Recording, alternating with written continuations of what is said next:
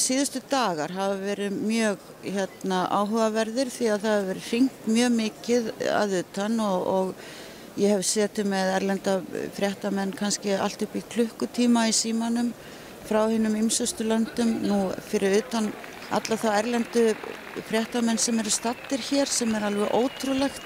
Þetta einhver besta landkynnings og jákvæðasta landkynning sem að Ísland kannski hefur fengið í mjög langan tíma. Ef við tökum til dæmis blaðakonun okkar hérna frá The Economist, hún segir þetta er einstakur atburður, þetta verður svo áhugavert að fylgjast með þessi framtíðinni. Það eru allir sem að nota þessi orð einstakt, stórkostlegt, jákvætt, upplifun sem að þau hefði ekki vilja vera án og það gildir ekki bara erlendu pressuna heldur líka þá innlendu sem að hefur verið hér í dag.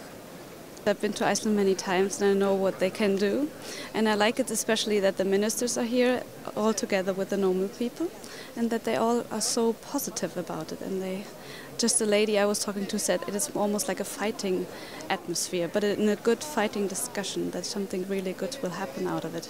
Til viðbótar við allan þeim fréttaflutning eða fréttaframleiðslu sem á sér stað hérna í dag á hinum ýmsustu miðlum, að þá líka verið að vinna minnstakosta 3 heimildamyndum akkurat hér þegar við erum að tala saman. Ein íslensk sem að Þorfinnur að vinna fyrir þjóðfundinn. Síðan ein bresk heimildamynd sem að unnin hér, það sem sagt Bretar sem hafa komið hingað og eru með blandað lið, það 5-6 manna lið sem í tengslum við það og síðan líka verið að vinna hérna þýska heimildamynd. Þannig að það ekki allt bara fréttir. Everyone that we've spoken to today has said how inspiring the meeting has been and how optimistic and how they can't think of a better way to move forward in Iceland than to take the results of this meeting and make something out of it. So they're just hoping that the politicians will listen. There's been numerous ministers here today as well, and we've chatted to several of them as well, and they're very optimistic about this meeting.